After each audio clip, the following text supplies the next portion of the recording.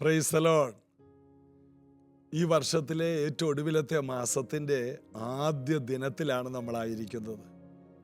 കഴിഞ്ഞ 11 മാസം യേശു കർത്താവിൻ്റെ കരുണയും കൃപയും ദയയും നമ്മെ ചുറ്റി പരിപാലിച്ചു.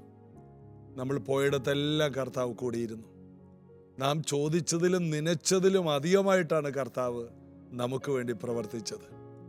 തൻ്റെ ആത്മാവ് നമ്മെ പോയിടത്തെല്ലാം വഴി നടത്തി നാം ഫലമുള്ളവരും ശക്തരുമായി തീരുവാൻ കർത്താവ് നമ്മെ സഹായിച്ചു.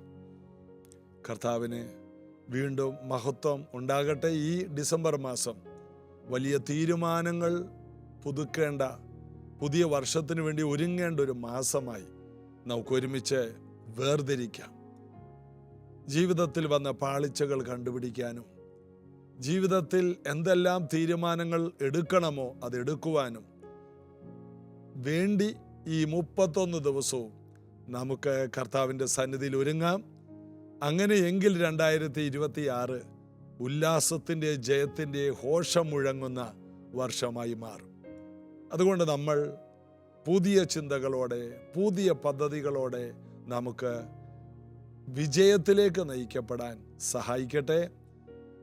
നാം ചിന്തകൾക്ക് മാറ്റം വരുത്താൻ തയ്യാറെങ്കിൽ നമ്മുടെ ജീവിതത്തിനും വലിയ മാറ്റങ്ങൾ വരും. ആദ്യം നമ്മൾ കൊണ്ടുവരേണ്ടത് നമ്മുടെ ചിന്താഗതിയെ മാറ്റണം. അതുകൊണ്ടാണ് റോമർ 12 പറയുന്നത്, നന്മയും പ്രസാദവും പൂർണ്ണതയുമുള്ള ദൈവഹിതം ഇന്നതെന്ന് തിരിച്ചറിയേണ്ടതിന് മനസ്സ് പുതുക്കി രൂപാന്തരപ്പെടുവേൻ. മാറ്റങ്ങൾ ആദ്യം വരേണ്ടത് മനസ്സിലാണ്. ചിലരെ കണ്ടിട്ടുണ്ടോ, പഴഞ്ചനായിട്ട് ജീവിക്കും. വലിയ സ്വത്തുള്ളവരായിരിക്കും, എന്നാലും പഴഞ്ചൻ ജീവിതം നയിക്കും. ഭർത്താവ് വെറും പഴഞ്ചൻ, ഭാര്യ വളരെ മോഡേൺ. ഇതിൻ്റെ പ്രശ്നം ഇവരുടെ മനസ്സിനകത്താണ്. മനസ്സിലാണ് പുതുമയുള്ളത്. മനസ്സിൽ പുതുമയുണ്ടെങ്കിൽ പുറമേയും പുതുമയുണ്ടാകും. അതുകൊണ്ട് മനസ്സിനെ പുതുക്കാൻ കഴിഞ്ഞില്ലെങ്കിൽ പഴഞ്ചൻ രീതിയിൽ തന്നെ നമുക്ക് മുന്നോട്ട് പോകേണ്ടി വരും. അതുകൊണ്ട് മനസ്സിനെ പുതുതാക്കുക, പുതിയ ചിന്താഗതിയിലേക്ക് വരിക, വിജയ ചിന്താഗതിയിലേക്ക് വരിക, അഭിവൃദ്ധിയുടെ ചിന്താഗതിയിലേക്ക് വരിക. പഴഞ്ചൻ രീതികളെ മുഴുവൻ കളയണമെന്ന് പറയുന്നില്ല. ചിലർക്ക് പഴഞ്ചനിലേക്ക് മടങ്ങി വരുന്നത് ഭയങ്കര ഇഷ്ടമാണ്. ഇപ്പോൾ ഈ ചില രാജ്യങ്ങളിൽ ചെന്നാൽ, ഒരിക്കൽ ഓസ്ട്രേലിയയിൽ ചെന്നപ്പോൾ ടൗണിൽ ജീവിച്ചവർ ടൗണെല്ലാം ഉപേക്ഷിച്ചിട്ട് ഒരു മലമ്പ്രദേശത്ത് കാട്ടിൽ പോയി പാർക്ക് ചെയ്യണം. കുതിരപ്പുറത്ത് യാത്ര ചെയ്യുക, പഴയ വിറക് ഇട്ട് കത്തിച്ച് ആഹാരം പാചകം ചെയ്യുക. അവിടെ ഒരു സൈക്കിള് പോലുമില്ല, എല്ലാം പഴയതിലോട്ട് വരിക. നിങ്ങളാണ് തീരുമാനിക്കുന്നത്, നിങ്ങൾക്ക് പഴഞ്ചനാകണോ നിങ്ങൾക്ക് പുതിയതാകണോ. ഏതായാലും കാലം ഓടുമ്പോൾ നമുക്കും ഓട്ടത്തിൽ വേഗത വേണം. അവരുടെ ഒപ്പമല്ല നമ്മൾ ഓടുന്നത്. നാം ഓടുന്നത് സുവിശേഷത്തിന് വേണ്ടി, കർത്താവിന് വേണ്ടിയുള്ള ഓട്ടമാണ്. നമുക്ക് സ്പീഡ് ആവശ്യമാണ്. കർത്താവ് അതിനുള്ള കൃപ തരട്ടെ. നമ്മൾ അപ്പോസ്തലപ്രവൃത്തി 14-ാമത്തെ അധ്യായത്തിലാണല്ലോ. അവിടെ ലുസ്ത്രയിൽ ഒരു മനുഷ്യൻ നടന്നു. ഇതാണ് അവിടുത്തെ ചരിത്രഭാഗം. ആ മനുഷ്യൻ നടന്നതോടുകൂടി അവിടെ കൂടി വന്ന ജനം പൗലോസിനെയും ബർന്നബാസിനെയും ദൈവങ്ങളാക്കി. പൂമാലയും കാളകളെയും കൊണ്ടുവന്ന് യാഗം കഴിക്കാൻ നോക്കി. പൗലോസും ബർന്നബാസും വസ്ത്രം കീറി അവരുടെ നടുവിൽ ഉറക്കെ നിലവിളിച്ചിട്ട് പറഞ്ഞു, പാടില്ല, ദൈവത്തിലേക്ക് നിങ്ങൾ തിരിയണം. ഇത് പ്രസംഗിക്കാനാണ് ഞങ്ങൾ വന്നത്. ഞങ്ങൾ സാധാരണ മനുഷ്യരാണ്. ഇങ്ങനെ നിൽക്കുമ്പോഴാണ്, അത് 18-ാം വാക്യം വരെയാണ്. 19-ാം വാക്യത്തിൽ അപ്പോസ്തലപ്രവൃത്തി 14:19, എന്നാൽ അന്ത്യോക്യയിൽ നിന്നും ഇക്കോന്യയിൽ നിന്ന് യഹൂദന്മാർ വന്നുകൂടി പുരുഷാരത്തെ വശത്താക്കി പൗലോസിനെ കല്ലെറിഞ്ഞു. അവൻ മരിച്ചു എന്ന് വിചാരിച്ചിട്ട് അവനെ പട്ടണത്തിന് പുറത്തേക്ക് ഇഴച്ചു കളഞ്ഞു. നിങ്ങളൊന്ന് ആലോചിച്ച് നോക്കിയേ. ദൈവമാണെന്ന് അവർ വിളിച്ചു പറഞ്ഞ് യാഗം കഴിക്കുന്ന സമയത്ത് അതങ്ങോട്ട് നിന്നു കൊടുത്തിരുന്നെങ്കിൽ ഇവരെ ആർക്കെങ്കിലും കല്ലെറിയാൻ പറ്റുമോ? ഇവരെ ആരെങ്കിലും കല്ലെറിയാൻ വന്നാൽ അവനെ കല്ലെറിഞ്ഞു കൊന്നു കളയും, കാരണം ദൈവമാണ്. എന്നാൽ ഇവർ പറഞ്ഞു, ഞങ്ങൾ സാധാരണ മനുഷ്യരാണ്. ദൈവത്തിന് കൊടുക്കേണ്ട മഹത്വത്തിൻ്റെ ഒരംശം ഇവരെടുക്കുന്നില്ല. ഇതിൽ നിന്ന് നമ്മൾ പഠിക്കേണ്ടത്, ഈ മാസം ദൈവത്തിന് കൊടുക്കേണ്ട മഹത്വം മുഴുവനും നമ്മിലൂടെ പോകണം. പലപ്പോഴും വീട്ടിൽ കുറേ ജോലിയൊക്കെ ചെയ്തിട്ട് അമ്മമാർ പറയും, ഞാനാണ് ഇവിടെ കിടന്ന് എല്ലാം കഷ്ടപ്പെട്ട് ഈ വീട് ഇങ്ങനെ ഉയർത്തിക്കൊണ്ടുവരുന്നത് ഞാനാണ്. അപ്പന്മാരിടക്ക് 6 ദിവസം ജോലി ചെയ്തിട്ട് 7-ാം ദിവസം വീട്ടിനകത്തിരുന്നിട്ട് പറയും, ഞാനാണ് ഇതെല്ലാം ഇത്രയും കഷ്ടപ്പെട്ട് ഇങ്ങനെയൊക്കെ ആക്കിയെടുക്കുന്നത്. എല്ലാവർക്കും അവർ ചെയ്തതിൻ്റെ ഒരു മഹത്വം എടുക്കുന്ന ഒരു പരിപാടി എല്ലായിടത്തും ഉണ്ട്. പലയിടത്തും എന്തിന് പല സഭകളിലും പല മീറ്റിങ്ങുകളിലും ഒക്കെ ചിലരുടെ പേരെടുത്ത് പറയുന്ന, നന്ദി പറയുന്ന കൂട്ടത്തിൽ, കല്യാണത്തിന് നന്ദി പറയുന്ന കൂട്ടത്തിൽ ചിലരുടെ പേരെടുത്ത് പറഞ്ഞില്ല. ചിലർ വന്നപ്പോൾ അവർക്കൊരു മുകളിൽ കസേരയിട്ട് കൊടുത്തില്ല. സ്റ്റേജിലാകെ പെണ്ണിനും ചെറുക്കനും കഴിഞ്ഞ് 2 പേർ ഇരിക്കാനേ സ്ഥലമുള്ളൂ. എന്നാൽ 15 പാസ്റ്റർമാരുണ്ട്, അതിനകത്ത് 2 പേരെ ഇരുത്തിയില്ല എന്ന കാരണത്താൽ വഴക്കുണ്ടാക്കിയതൊക്കെ ഞാൻ എൻ്റെ കണ്ണിൻ്റെ മുമ്പിൽ കണ്ടിട്ടുണ്ട്. എല്ലാവർക്കും മഹത്വം വേണം. ഈ മാസം നമുക്കൊരു തീരുമാനമെടുക്കാം, ദൈവത്തിൻ്റെ മഹത്വം അതിൻ്റെ ഒരംശം പോലും ഞാൻ എടുക്കില്ല. ദൈവത്തിന് കൊടുക്കേണ്ട മഹത്വം കൊടുക്കും, മുഴുവനും മഹത്വം. ഈ ഡിസംബർ മാസം കർത്താവേ, അങ്ങയ്ക്ക് മാത്രമാണ് മഹത്വം. ഇന്ന് മുതൽ അങ്ങനെ ഒരു തീരുമാനമെടുക്കുക. നമ്മുടെ വഴികൾ തുറക്കുന്നത് നമ്മൾ കണ്ട് അത്ഭുതപ്പെടും. നമ്മുടെ വീട്ടിലെ കാര്യം ചെയ്ത് നമ്മൾ പല കാര്യങ്ങൾ ചെയ്തു, നമ്മൾ മറ്റുള്ളവരെ സഹായിച്ചു, നമുക്കൊരു മഹത്വം കിട്ടാൻ വേണ്ടി അതിനകത്ത് പല പരിപാടികളും നമ്മൾ ചെയ്യുന്നുണ്ട്. കർത്താവ് പറഞ്ഞു, രഹസ്യത്തിൽ കൊടുക്കുക, രഹസ്യത്തിൽ പ്രാർത്ഥിക്കുക, രഹസ്യത്തിൽ ഉപവസിക്കുക. മഹത്വം കിട്ടാതിരിക്കാനാണ്. മഹത്വം മുഴുവൻ സ്വർഗസ്ഥനായ പിതാവിന് കിട്ടിയാൽ മതി. മറ്റുള്ളവർ പ്രശംസിക്കുവാനായിട്ട് ഒന്നും ചെയ്യാതിരിക്കുക. മറ്റുള്ളവരുടെ പ്രശംസ കൊണ്ട് ഒരു ഗുണവുമില്ല.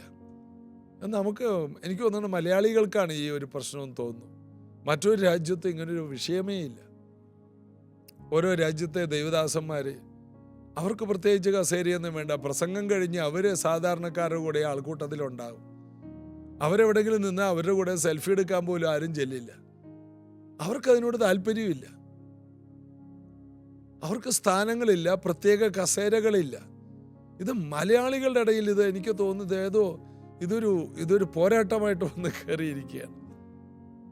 എവിടെ ചെന്നാലും അങ്ങാടിയിൽ വന്ദനവും പള്ളിയിൽ മുഖ്യാസനവും ഇതെല്ലാം മഹത്വം എടുക്കുന്നതാണ്.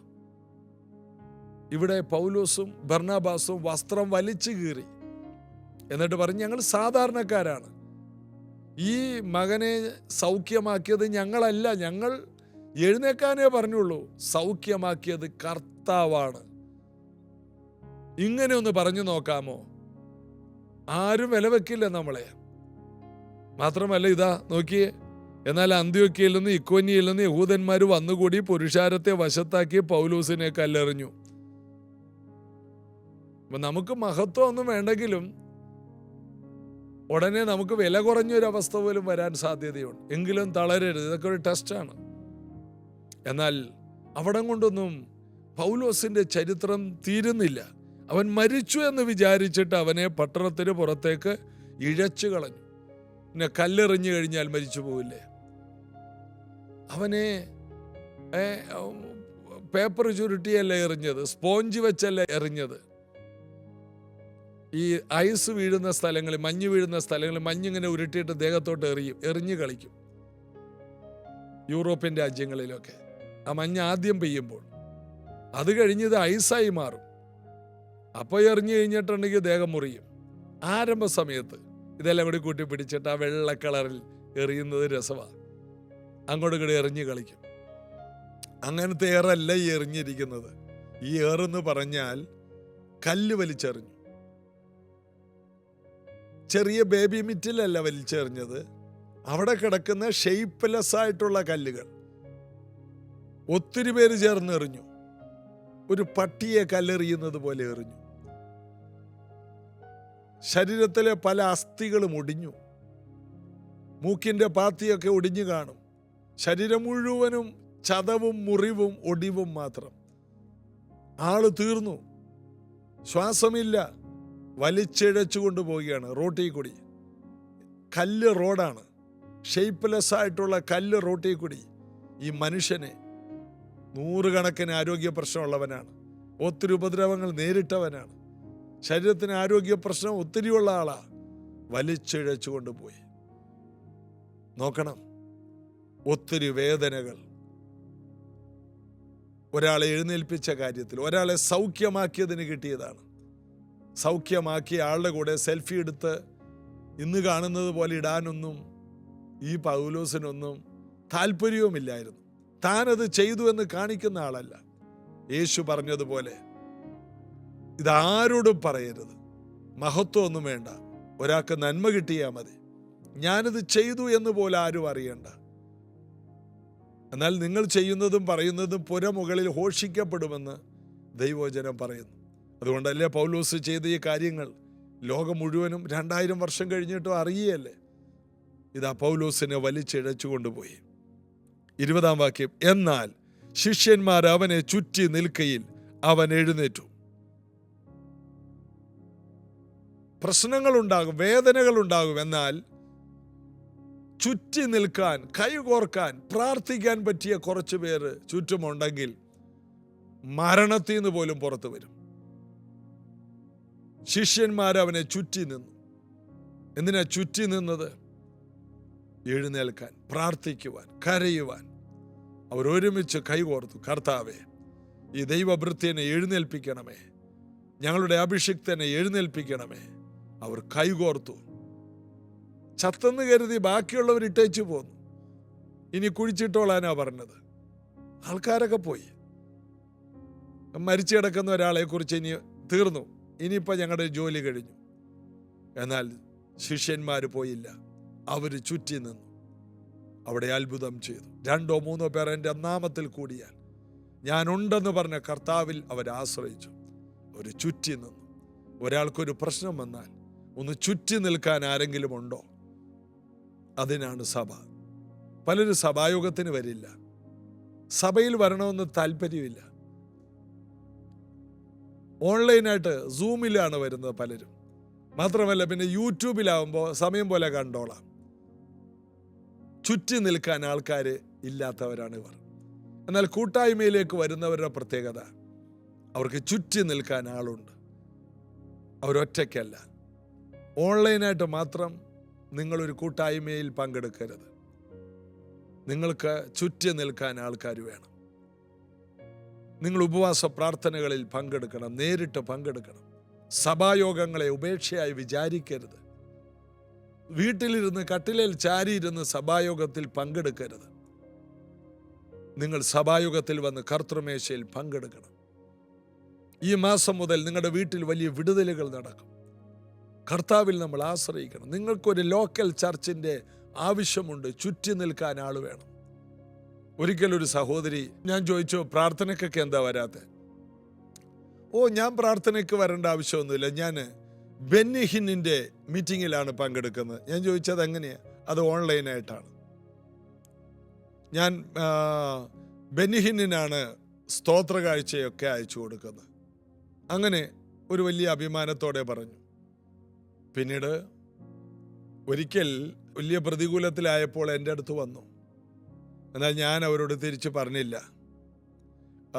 പാസ്റ്റർ ഒന്ന് എൻ്റെ വീട് വരെയും വരണം എന്ന് പറഞ്ഞപ്പോൾ എനിക്ക് വേണമെങ്കിൽ പറയാം, സിസ്റ്റർ ബെന്നിഹിൻ വരും എന്ന് വേണമെങ്കിൽ എനിക്ക് പറയാമായിരുന്നു. എന്നാൽ ചങ്കത്ത് കൊള്ളുന്ന വാക്ക് ഞാൻ പറഞ്ഞില്ലെന്ന് മാത്രം. ഞാൻ അവരുടെ വീട്ടിൽ പോയി. അവരുടെ നല്ല സമയത്ത് എന്നോട് പറഞ്ഞത് എന്താണ്? ബെന്നിഹിന്നിൻ്റെ മീറ്റിങ്ങിലാണ് പങ്കെടുക്കുന്നത്, വലിയ വലിയ കാര്യങ്ങളാണ് കേൾക്കുന്നത്, ചെറിയ കാര്യമല്ല. സ്തോത്ര കാഴ്ച ദശാംശം അങ്ങോട്ട് അയച്ചു കൊടുക്കുന്നത്. ചുറ്റി നിൽക്കാൻ ബെന്നിഹിൻ ഉണ്ടാകണമെന്നില്ല. നിങ്ങൾക്ക് ലോക്കലായിട്ട് നിങ്ങളുടെ ഏരിയയിൽ ഉള്ള ഒരു സഭ നിങ്ങളെ ചുറ്റി നിൽക്കാൻ വേണം. നിങ്ങൾക്ക് വേണ്ടി പ്രാർത്ഥിക്കാൻ, നിങ്ങൾക്ക് വേണ്ടി ഉപവസിക്കാൻ, ഒരു വിഷയം വന്നാൽ നിങ്ങളുടെ ആവശ്യത്തിൽ കരയാൻ, നിങ്ങളുടെ ചുറ്റും നിൽക്കാൻ ചിലരില്ലെങ്കിൽ അയ്യോ നിങ്ങൾക്ക് എനിക്കും കഷ്ടം. എനിക്ക് ആ കാര്യത്തിൽ വലിയ ധൈര്യമാണ്. ഞങ്ങളെ ചുറ്റി നിൽക്കാൻ കുറേ പേരുണ്ട്, അതുകൊണ്ട് ഞങ്ങൾക്ക് ഭയങ്കര ധൈര്യമാണ്. ഞങ്ങൾക്കൊരു വിഷയം വന്നാൽ ഞങ്ങളുടെ ചുറ്റും നിൽക്കാൻ ചിലരുണ്ട്. അങ്ങോട്ടും ഇങ്ങോട്ടും ഇതാണ് നമ്മുടെ ബന്ധം, നമ്മുടെ ബലം.